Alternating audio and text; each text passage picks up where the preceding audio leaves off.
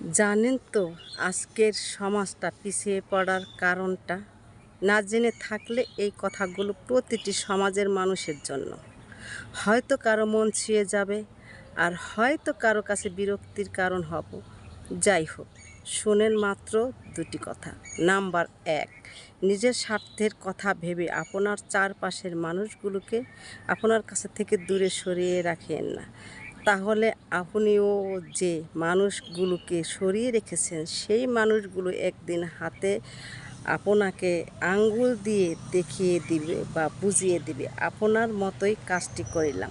২ নং, জনস্বার্থের জন্য নিজেকে ব্যস্ত রাখেন, তাহলে সমাজের সবাই আপনাকে আপনার সঠিক স্থানে তারাই বসিয়ে দেবে। এত কাদা ছড়াছড়ি না করে একটা কথা ভাবুন, কাজ করুন।